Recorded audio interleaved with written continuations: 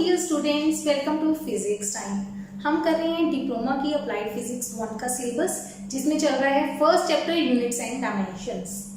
तो last lecture में हमने क्या किया था, डायमेंशंस किए थे हमने पहले, फिर डायमेंशन फॉर्मूले याद किए थे कुछ डिराइव्ड क्वांटिटीज के, ठीक है। और उसके बाद हमने स्टार्ट किया था अपने डायमेंशन एनालिसिस की एप्लीकेशन, जिसमें से फर्स्ट एप्लीकेशन थी checking the correctness of equation, कि डायमेंशन यूज करके हम डायमेंशन का मेथड यूज करके फाइंड आउट कर सकते हैं कि ये इक्वेशन सही है या गलत। तो क्वेश्चन आपने उसकी प्रैक्टिस किए होंगे, ठीक है, मजा भी आया होगा करके। करना क्या है, लेफ्ट साइड के डायमेंशन और राइट साइड के डायमेंशन आपने क्या करना है, इक्वल, ठीक है। अब सेकंड एप्लीकेशन करते हैं डायमेंशन एनालिसिस की, जो कि है derivation of relations, derivation of equations और रिलेशंस, फॉर्मूलाज, कुछ भी लिख लो इसको, इनकी हमें डेरिवेशन करनी है, मतलब फॉर्मूला बताना है कि फॉर्मूला क्या होगा, कि हम डायमेंशन की हेल्प से ही किसी चीज की का फॉर्मूला फाइंड आउट कर सकते हैं, ठीक है। इसकी कुछ लिमिटेशंस भी हैं, लिमिटेशंस बाद में करेंगे, पहले हम सीखते हैं कि ये करते कैसे हैं। क्वेश्चन लिखते हैं फर्स्ट एग्जांपल। तो क्वेश्चन है centripetal force F।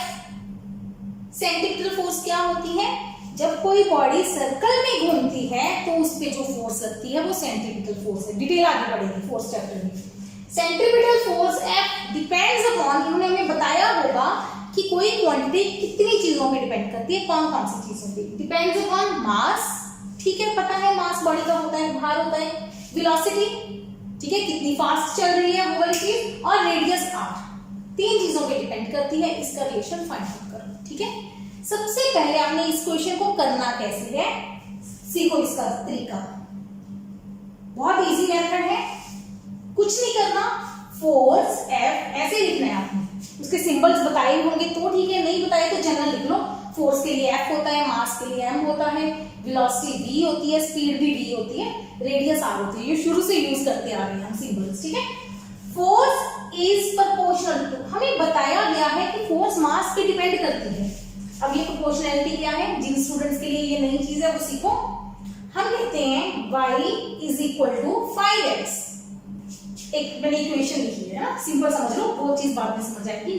y is equal to mx, इसका मतलब क्या है, y x पे डिपेंड करता है। अगर आप x की वैल्यू 1 लेते हो तो y की वैल्यू कितनी आएगी, 5। अगर आप x की वैल्यू 2 लेते हो तो y कितना आएगा, 5 × 2 10। अगर आप x की वैल्यू 3 लेते हो y कितना आएगा, 15। मतलब हम देख रहे हैं जैसे जैसे y बढ़ रहा है, x बढ़ रहा है, वैसे वैसे y बढ़ रहा है। तो हम कहते हैं y is proportional to x। इस सिंबल को क्या बोलते हैं, प्रोपोर्शनल, मतलब y x पे डिपेंड करता है, x के बढ़ने से y बढ़ता है। कई बार क्या होता है, समटाइम्स मान लो ऐसा कोई केस आ जाए, x की वैल्यू 1 है, y की वैल्यू 10 आ गई, x की वैल्यू 2 की आपने तो y की वैल्यू 5 आ गई। इसका मतलब x बढ़ रहा है, y कम हो रहा है। तो हम कहते हैं y इज डिपेंड तो कर रहा है x पे, x के चेंज होने से y चेंज हो रहा है, पर प्रोपोर्शनल क्या है, x के इनवर्स में, उल्टा है, x के बढ़ने से y कम हो रहा है। यहाँ पे x के बढ़ने से y बढ़ रहा है, बढ़ रहा है तो डायरेक्टली प्रोपोर्शनल, घट रहा है तो इनवर्सली प्रोपोर्शनल। इसको बोलते हैं इनवर्स। इनवर्स मतलब उल्टा, उल्टा मतलब 1/x, समझ आ गई, ठीक है। तो ये प्रोपोर्शनैलिटी होती है, ये चीज समझ आ गई, इसको मैं मिटा रही हूं। अब हमारा क्वेश्चन क्या है कि फोर्स मास पे डिपेंड करती है, हमें नहीं बताया डायरेक्टली के इनवर्सली, हमें नहीं बताया कि पावर 1 पे डिपेंड करती है, पावर 2 पे डिपेंड करती है, कुछ नहीं बताया, हमें बताया मास पे डिपेंड करती है। हमें मास की पावर नहीं पता, तो अब पावर ले लो x, मास की पावर कितनी ले लो, x, x लेनी है x ले लो, a लेनी है a ले लो, x ले लेते हैं, चलो। अच्छा, दूसरा फोर्स किस पे डिपेंड करती है, वेलोसिटी पे, वेलोसिटी की पावर y ले लो। तीसरा फोर्स किस पे डिपेंड करती है, रेडियस पे, रेडियस की पावर z ले लो। तीनों की पावर ले लो x y z, अलग अलग ले लेना पावर, हमें नहीं पता कि कौन सी, हो सकता है x की वैल्यू 1 आए तो हम कहेंगे डायरेक्टली प्रोपोर्शनल हो गया, अगर x की वैल्यू -1 आ गई तो हम कहेंगे फोर्स प्रोपोर्शनल टू मास की पावर -1, इसका मतलब force proportional to 1/m। Power -1 मतलब नीचे चली जाती है चीज, है ना, 1 हो जाती है, तो इनवर्सली प्रोपोर्शनल हो गया। मतलब हमें एक्स वाई जेड की वैल्यू पता करनी है। पहला क्वेश्चन समझ आया, पहला स्टेप कि आपको फोर्स जिन जिन फैक्टरों पे डिपेंड करती है बताया हुआ है फैक्टर्स का, उनकी पावर एक्स वाई जेड ले लो। अच्छा, फिर कंबाइन कर दो तीनों को, तो फोर्स किस पे डिपेंड करती है, तीनों को कंबाइन कर दो। कंबाइन का मतलब इकट्ठे लिख दो, एक्स मल्टीप्लाई कर दो v की पावर y r की पावर z। ठीक है, क्लियर हुआ। अगला स्टेप अब देखो, मैंने लिखा था y इक्वल टू 5x, फिर मैंने लिखा y is equal proportional to x, है ना। मैंने आगे कुछ नहीं लिखा। जब इक्वल लगाया तो 5 नंबर आया, जब इक्वल नहीं था तो x था सिर्फ, है ना। इक्वल लगाने पे ये एक नंबर आया साथ में। तो जब हम प्रोपोर्शनैलिटी से इक्वल में जाएंगे, जब भी आप प्रोपोर्शनैलिटी से इक्वल में जाओगे तो आप यहाँ पे k लगाओगे, k फैक्टर लगाना है और बताना है where k is a constant.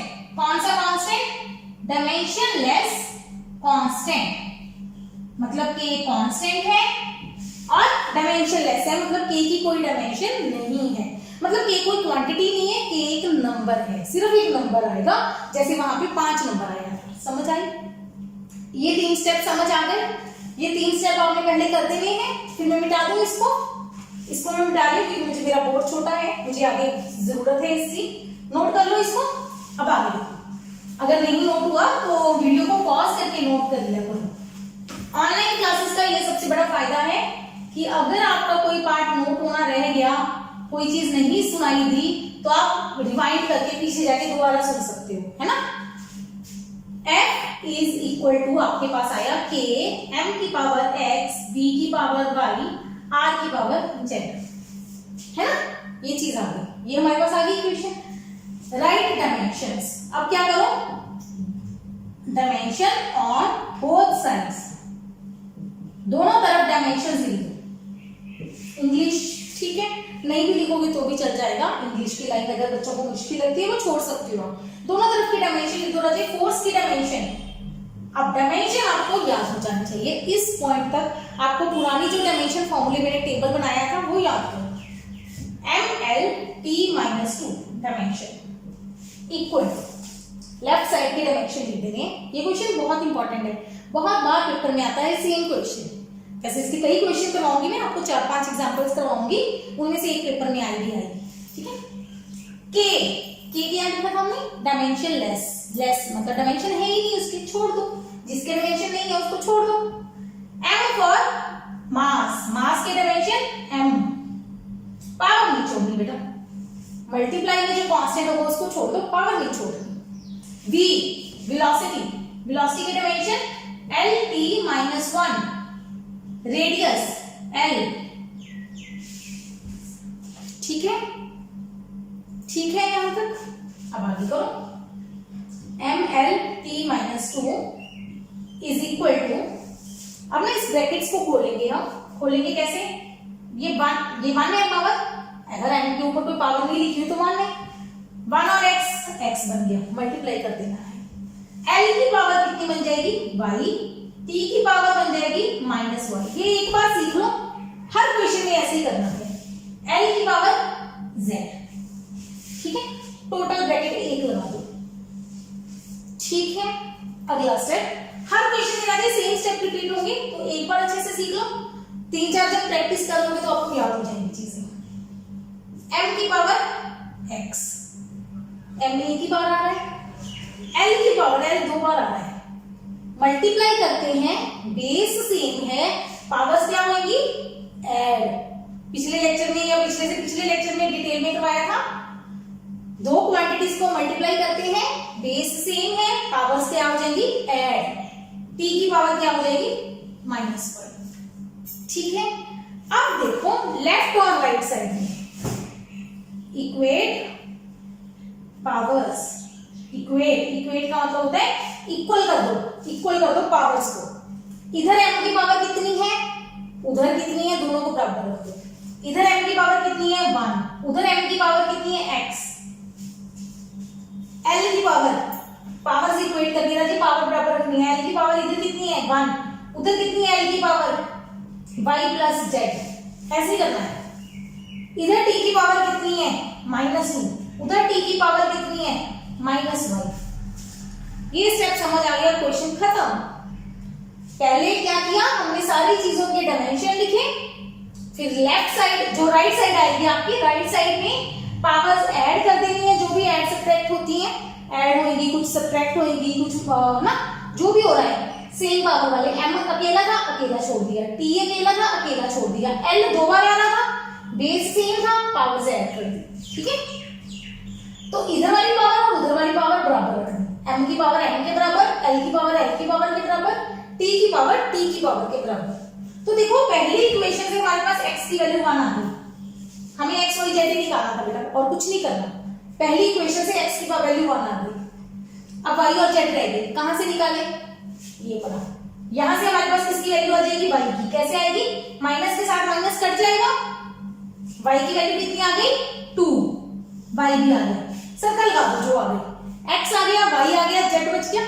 क्या करेंगे, तीसरी इक्वेशन पड़ी है, वहां से z निकालो। कैसे निकालोगे, 1 बराबर 2 प्लस z, z दूसरा लगा दो, 2 और 2 मिक्स ना कर जाना, z ऐसे लिख देती हूँ, है ना।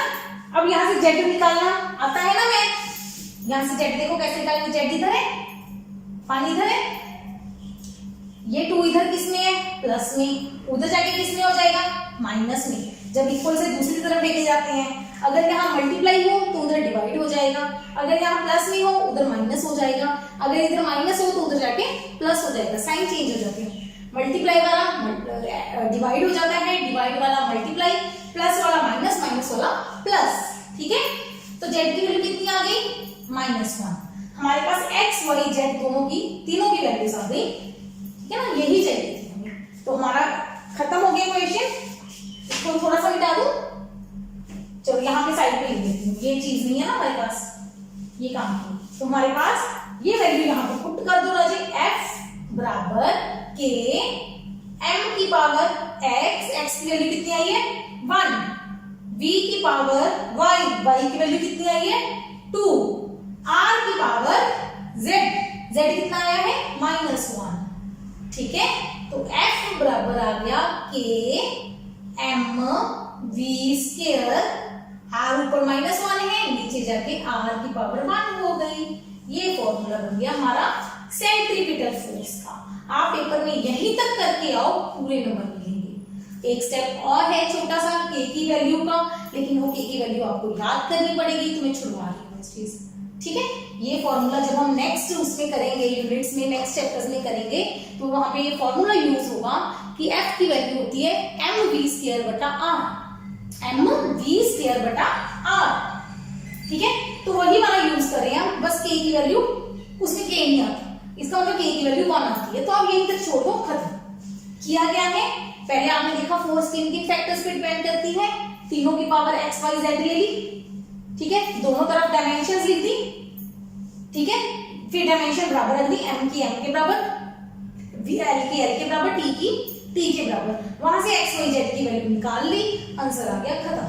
ठीक है, इसको नोट कर लो अच्छे से, 2-3 बार इसी क्वेश्चन की प्रैक्टिस करो एक कॉपी पे, फिर आपको ये याद हो जाएगा। ठीक है, तब तक मैं सेकंड क्वेश्चन लिखती हूँ, फिर हम सेकंड एग्जाम। सेकंड क्वेश्चन देखिए, पोटेंशियल एनर्जी E एनर्जी है, डायमेंशंस याद करनी है सबके। Energy depends upon mass, power नहीं पता x। सेकंड, energy depends upon acceleration due to gravity g, power y। Third, energy depends upon height, power z। x y z ले लिए। ठीक है, 3 ही फैक्टर्स दिए होंगे, 3 या 2, 3 से ज्यादा फैक्टर्स की इक्वेशन हम डिराइव नहीं कर सकते, इसलिए वो आपके पेपर में नहीं आएंगे। ठीक है, वो लिमिटेशंस में करेंगे, कमियां जो डायमेंशन एनालिसिस की कमियां है उसमें करेंगे। E की 3 वैल्यूज आ गई, कंबाइन कर दो, E depends upon mass power x, g power y, h power z। Equal करके करेंगे, के कांस्टेंट, के क्या है, वेरी गुड, बताओ के क्या है, डायमेंशनलेस कांस्टेंट, के इज डायमेंशनलेस कांस्टेंट, बस ठीक है।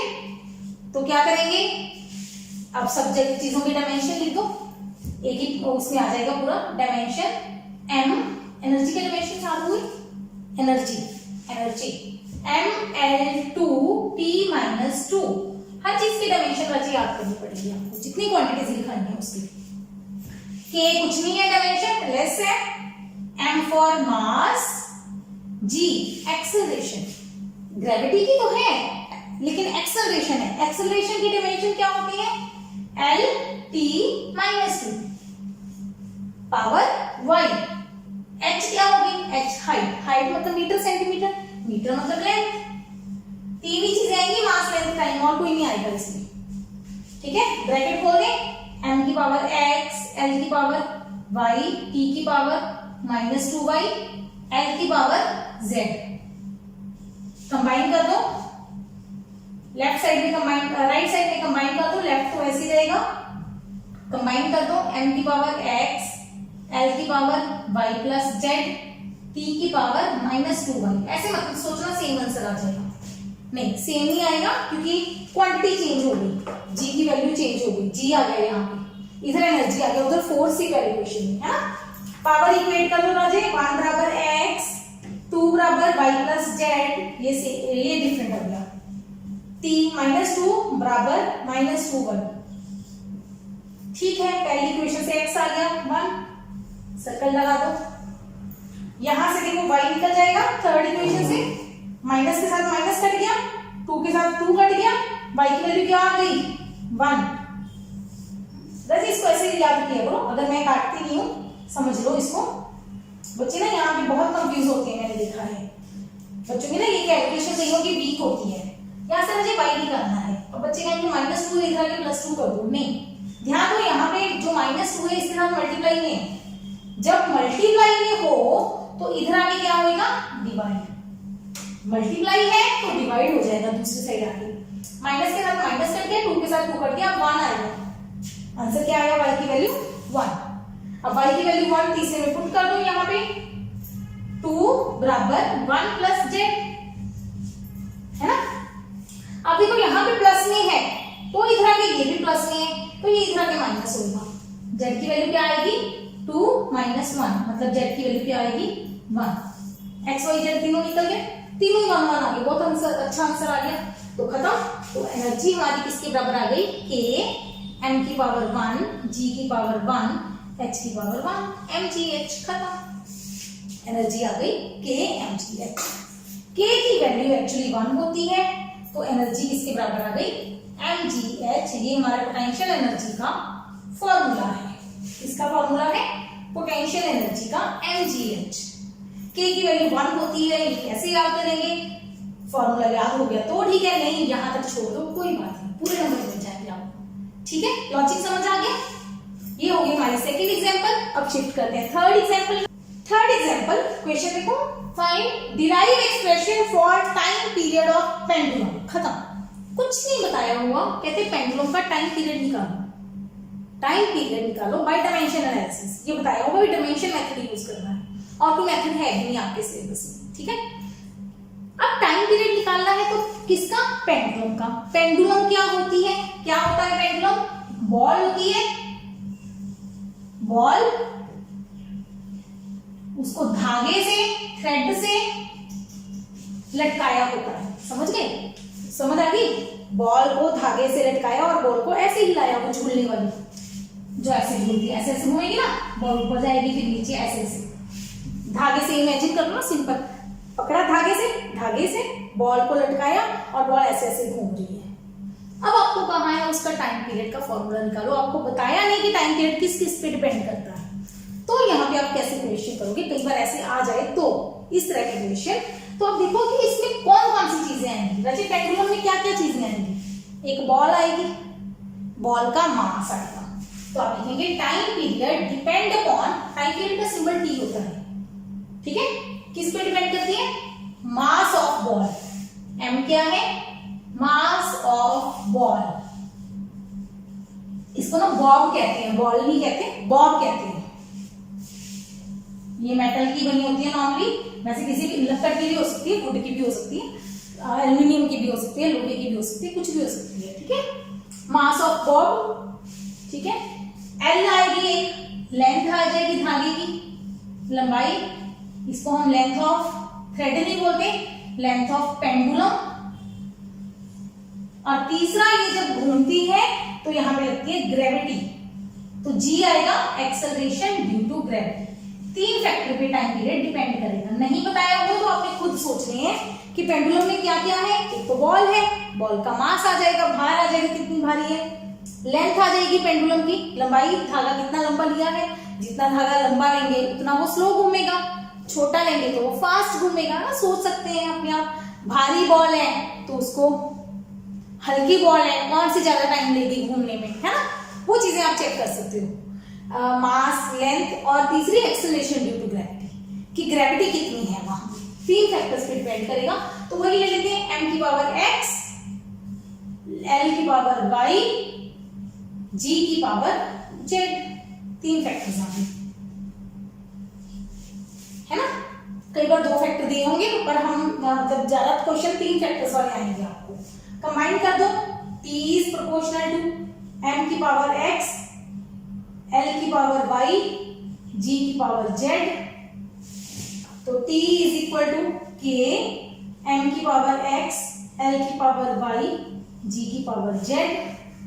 डायमेंशन लिखते दोनों तरफ, t के डायमेंशन t ही आएंगे, k के कोई डायमेंशन नहीं, m की पावर x, l की पावर y, g हो गया acceleration l t minus 2 power z, ठीक है।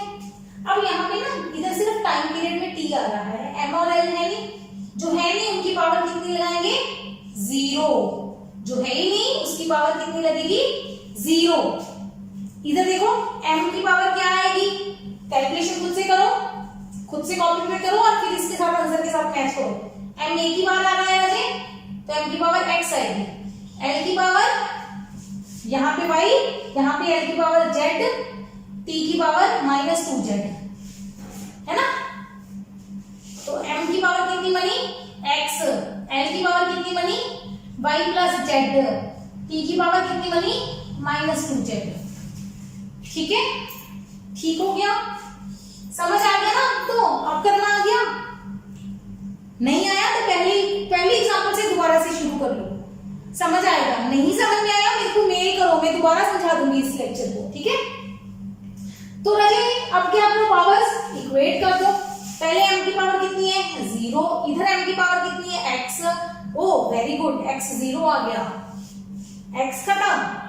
l की पावर देखो, उधर l की पावर कितनी है, 0, इधर l की पावर कितनी है, y प्लस z, ना हमें y पता है ना z पता है, कुछ नहीं कर सकते अभी, वेट करो। t की पावर कितनी है, 1, इधर t की पावर कितनी है, -2z, ठीक है। यहां से z निकल गया मेरे पास। अब बताओ उधर जाके ये -2 +2 नहीं आएगा, नहीं, यहाँ पे मल्टीप्लाई है तो उधर जाके ये -2 डिवाइड में आएगा, ठीक है। तो यहां से z की वैल्यू कितनी आ गई, -½ z की वैल्यू यहाँ पे पुट कर दो, ये वाली वैल्यू राजे, तो 0 बराबर y -½ अब क्या ये मल्टीप्लाई में है, नहीं, तो ये माइनस उधर जाके क्या हो जाएगा, प्लस ½ y की वैल्यू ½ आ गई, z की -½ x की 0, ठीक है। समझ आ गया, इसको मिटा देते हैं, पेंडुलम समझा दिया आपको क्या होता है। अब आंसर देखो, t बराबर k, m की पावर x, x मतलब 0, l की पावर ½ y ½ है, g की पावर -½ यहां तक समझ आ गया होगा, है ना। अब इसको थोड़ा सा सॉल्व करते हैं, k ही रहने दो, m की पावर 0, जिसकी पावर 0 आ गई उसको आंसर में छोड़ दो, आंसर में पहले नहीं छोड़ना, आंसर में छोड़, ठीक है। l की पावर ½ g की पावर -½ था, उसको नीचे ले जाओ, जो भी नेगेटिव पावर आएगी ना उसको नीचे ले जाना, और अगला स्टेप यहां तक भी छोड़ दोगे पूरे नंबर मिल जाएंगे, कोई बात नहीं, लेकिन इसको सॉल्व करना सिखा रही हूं आपको, काम आएगा। जब दो चीजों की पावर सेम हो ना तो पावर को कॉमन निकाल दो, पावर को कॉमन निकाल दो। और हाफ पावर का मतलब क्या होता है पता है? Under root. हाफ पावर का मतलब क्या होता है? Under root. ये कहां पे करूं? यहां पे मिटा के नीचे लिख दो एक बार। यहाँ पे आ गया 0 बराबर y माइनस हाफ, तो y की वैल्यू आ गई हाफ, तो t आ गया k अंडर रूट l बटा g। यहां तक आपका आंसर आ गया। अब हर क्वेश्चन में हमारे जो पहले दो क्वेश्चन दिए थे उसमें k की वैल्यू कितनी थी? 1, लेकिन यहाँ पे k की वैल्यू होती है 2 पाई। तो टाइम पीरियड का फॉर्मूला होता है 2 पाई अंडर रूट l बटा g। ये आपको एक्सपेरिमेंट भी है, प्रैक्टिकल है आपका, find time period of a pendulum, second semester में आएगा, उसमें आप करोगे ये फॉर्मूला यूज। लेकिन अभी के लिए सिर्फ हमें ये यहां तक कर दोगे मिल जाएंगे पूरे नंबर, कोई दिक्कत नहीं। यहां तक भी कर दोगे ना तब भी ठीक है, यहां तक भी छोड़ दोगे तो भी कोई बात नहीं है, कोई प्रॉब्लम नहीं है, ये भी सही आंसर। बस आपकी ना एक्स वाई जेड की वैल्यू सही आनी चाहिए, सही होनी चाहिए, कैलकुलेशन में गलती नहीं होनी चाहिए। और एक्स वाई जेड की वैल्यू यहाँ पे पुट कर दो के वाले इक्वेशन में, और आप छोड़ सकते हो वहां पे इक्वेशन। अगला सॉल्व कर दोगे अच्छा लगेगा, ना सॉल्व कर पाओगे कोई बात नहीं, ठीक है। बस ये करना सीख लो कि करना कैसे है, कि टाइम पीरियड है किन किन फैक्टर्स पे डिपेंड करेगा। वैसे दिया होगा 99%, अगर नहीं दिया तो ये देखना है कि पेंडुलम है, पेंडुलम में कौन कौन सी चीजें आएंगी? मास, लेंथ और acceleration due to gravity. Energy में, पोटेंशियल एनर्जी में हाइट होती है, हाइट आ गया तो ग्रेविटी आएगी, ठीक है, हाइट आ गई तो ग्रेविटी आएगी, लेंथ तो आएगी नहीं, ठीक है। हाइट है ही है, एक मास आएगा बॉडी का, बॉल का। जिस बॉल की पोटेंशियल एनर्जी निकालनी है, जिस बॉडी की, चाहे वो बॉल है चाहे वो डस्टर है, जैसे मैंने डस्टर को नीचे से ऊपर उठा लिया, हम पूछे इसमें कितनी एनर्जी है, तो कितनी हाइट पे है? h हाइट पे, तो उसमें एनर्जी कितनी आएगी? mgh, ठीक है। तो उस हिसाब से आपने ये चीजें करनी है, ओके, क्लियर, नोट कर लो। Fourth question, wavelength. सिंबल है ना जी, सिंबल का नाम है लैम्डा, इसको कहते हैं लैम्डा। ये ग्रीक लैंग्वेज का वो है, उनके ना निशान जो मतलब जैसे हमारे इंग्लिश में ABC लिखे जाते हैं अल्फाबेट्स, उनके अल्फाबेट्स ऐसे होते हैं, अल्फा, बीटा, गामा, थीटा, ये सारे उनके लैंग्वेज है, लैम्डा, हाँ, ये ऐसे होते हैं। चलो, ये लैम्डा वेवलेंथ है। वेवलेंथ मतलब वेव।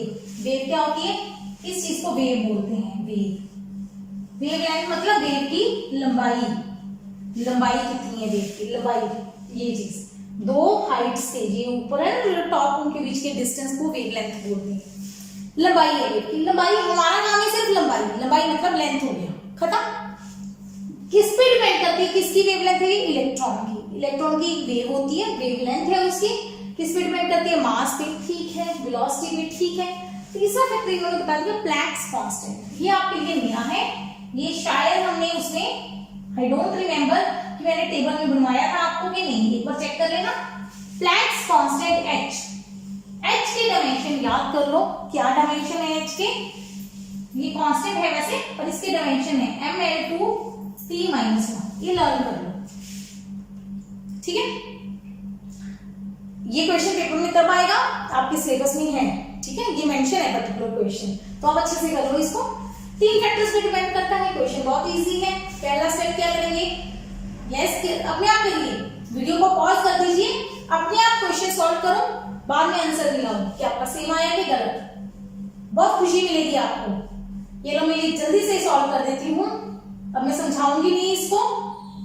अगर ना समझ में आया हुआ तो मुझे मेल करो या कमेंट में लिख देना, ठीक है, मैं समझा दूंगी दोबारा से नेक्स्ट वीडियो में या नेक्स्ट टू नेक्स्ट, जब भी आपका कमेंट या आपके वो मिलेंगे मुझे रिव्यूज, तो मैं दोबारा वीडियो बना दूंगी इस पे। तो मैं क्या कर रही हूँ, पहले तो तीनों फैक्टर कंबाइन कर रही थी।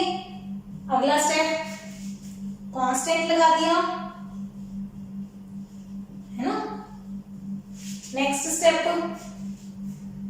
तीनों तरफ, दोनों तरफ डायमेंशंस लगा दिए, इसका मतलब L, K है नहीं, m की पावर x, L t-1 की पावर y, L हाइट मतलब h, sorry h is Planck's constant, oh very good, ये ध्यान रखना। अब ये h यहाँ पे हाइट नहीं है, पिछले क्वेश्चन में h हाइट थी, अब h प्लैंक्स कांस्टेंट है, बताया हुआ है क्वेश्चन में। बिना क्वेश्चन में बताए कभी नहीं कहेंगे कि प्लैंक्स कांस्टेंट है h, ठीक है, क्योंकि h हाइट के लिए भी यूज होता है ना mgh में। तो m है नहीं, m0 l1 t0, जो है नहीं उसको 0 कर देना है। इधर पावर कंबाइन करनी है, ध्यान देना मैं क्या कर रही हूँ, m की पावर x, l की पावर y, t की पावर -y, m की पावर z, l की पावर 2z, t की पावर -z। ओह, थोड़ा सा मुश्किल लग रहा है क्वेश्चन, थोड़ा सा मुश्किल है, कैलकुलेशन लेंथी है और कुछ नहीं, घबराना नहीं है। m की पावर हो गई x प्लस z, l की पावर 5 प्लस 2z, t की पावर -y -z। इसको मिटा दो, चलो अब दोनों तरफ की पावर बराबर रख दो। देखो ध्यान से, 0 बराबर x प्लस z। पहले क्या होता था, हमेशा हमारे हर क्वेश्चन में क्या हुआ है, पहली स्टेप से x की वैल्यू आ जाती थी, है ना। अब यहाँ पे x की वैल्यू नहीं आई। अब इस तरह के क्वेश्चन को कैसे करेंगे, वेरी गुड, हम टफ क्वेश्चन सीख रहे हैं थोड़ा सा। y is equal 1 is equal to l की पावर बराबर की y प्लस 2z। यहां से भी y की वैल्यू ना z की वैल्यू कुछ नहीं आ रहा। तीसरी इक्वेशन ली, 0 बराबर -y -z। Oh my God, तीसरी इक्वेशन से भी कुछ नहीं आ रहा, ना पहली से आया, ना दूसरी से आया, ना तीसरी से आया। क्या करें, छोड़ दें? नहीं, क्या करेंगे, जब ऐसे क्वेश्चन आ जाए कि तीनों से वैल्यू नहीं निकल रही, तो ध्यान दो कैसे करना है। पहली इक्वेशन में x और z है, दूसरी में y और z, तीसरी में भी y और z है। इन दोनों में y और z है, तो आप इसको नंबर दे लो 1 2 3, तीनों इक्वेशन को नंबर दे दिया। 2 और 3 को अगर मैं जोड़ दूं तो y कट जाएगा। 10th क्लास का मैथ आ गया, 10वीं क्लास का मैथ आ गया। क्या था, हमें x और y में इक्वेशन होती थी ना, जैसे आपके क्वेश्चन में कुछ लिख रही हूँ, x प्लस वाई बराबर 5, 2x प्लस 3y बराबर 9। क्या करते थे, ये 2 है, यहाँ 1 है, क्रॉस मल्टीप्लाई करते थे, इसको 1 से, इसको 2 से, ऐसे करते थे ना, वही चीजें हैं ना जी। अब हमारे पास क्या है, यहाँ पे 1 है, यहाँ पे -1 है, आप सीधा ही जोड़ दो, 2 प्लस 3, दोनों इक्वेशनों को जोड़ दो, क्या बनेगा, देखो जोड़ के 1 और 0 को जोड़ा 1, बराबर का बराबर आ जाएगा। इनको जोड़ा, y और y काट के 0, इन दोनों को जोड़ो 2z माइनस z, क्या हो जाएगा 1z, है ना, प्लस का 1z आ जाएगा। ठीक है, ठीक है, खत्म हो गया। 1 बराबर z आ गया, z आ गया, z निकल गया, एक ही वैल्यू निकल जाएगी, किसी भी एक की, x की, y की, z की, तीनों में से एक की वैल्यू निकालो, एक निकल गया, सारे निकल जाएंगे। अब इसको 3 नंबर इक्वेशन में पुट कर दो, 0 बराबर -y plus -y minus 1, y को इधर ले आओ, y बराबर -1, y भी आ गया, इधर y माइनस में था, इधर आके y किस में आ जाएगा, प्लस में। मल्टीप्लाई नहीं है, डिवाइड नहीं होगा, ठीक है, डिवाइड नहीं होगा, -y है, इधर आके y प्लस का हो गया, तो y की वैल्यू भी आ गई -1। अच्छा, पहली इक्वेशन में पुट करो, z की वैल्यू 1, तो 0 बराबर x प्लस 1, अब x निकालना है, x को छोड़ो, 1 को इधर ले आओ, -1, x y z तीनों निकल गए, खत्म क्वेश्चन, x y z तीनों निकल गए, लाइन ये देखो ऐसे आना चाहिए, पहले ये है, फिर इतना उतारना है, फिर तीसरा, तो हमारे पास लैम्डा किसके बराबर आ गया, के m की पावर x, x मतलब -1, v की पावर y, y मतलब -1, h की पावर z, z मतलब 1, तो लैम्डा बराबर के, h को ऊपर रखो, m को नीचे ले जाओ क्योंकि नेगेटिव पावर है, v को नीचे ले जाओ, नेगेटिव पावर है, तो लैम्डा बराबर आ गया हमारा h बटा mv, यही हमारा आंसर है। Wavelength is equal to h by mv, ठीक है, क्लियर। तो यहाँ पे हमारे ये इक्वेशंस हो गए हैं। क्या किया है हमने अभी, एप्लीकेशन ऑफ डायमेंशन एनालिसिस, क्या एप्लीकेशन? जिसमें हम इक्वेशन डिराइव कर रहे हैं। जब हमारा कोई भी फिजिकल क्वांटिटी दो या दो से ज्यादा क्वांटिटीज पे डिपेंड करती है, 3 क्वांटिटीज पे डिपेंड करती है, तो हम उसका फॉर्मूला डिराइव कर सकते हैं with the help of dimension method. ठीक है, 4 क्वेश्चन मैंने करवा दिए हैं। बाकी आपको कोई भी बुक में कहीं पे भी क्वेश्चन मिलते हैं उनको सॉल्व करो, फोटो खींच के मेरे को भेज दो। ठीक है, कोई डाउट हुआ तो हम उसको सॉल्व करवा देंगे। ठीक है, और जहां तक आगे बात है, नेक्स्ट वीडियो में मैं इसकी लिमिटेशंस बताऊंगी डायमेंशन एनालिसिस की। तो यहाँ पे याद कर रहे हो कि यहाँ पे जो k की वैल्यू है वो हम नहीं निकाल पा रहे, है ना, डायमेंशन हेल्प ही नहीं कर रहा। तो डायमेंशन की लिमिटेशन क्या है? k की वैल्यू फाइंड आउट नहीं हो सकती।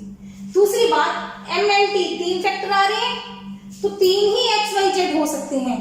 अगर हमारा ये वेवलेंथ 4 फैक्टर पे डिपेंड करती तो हम उसका डायमेंशन फॉर्मूला नहीं निकाल सकते थे। हम हर एक फॉर्मूला ड्राइव नहीं कर सकते डायमेंशन की हेल्प से, कुछ फॉर्मूले कर सकते हैं, कुछ नहीं। ठीक है, चलिए, keep watching, keep learning, take care.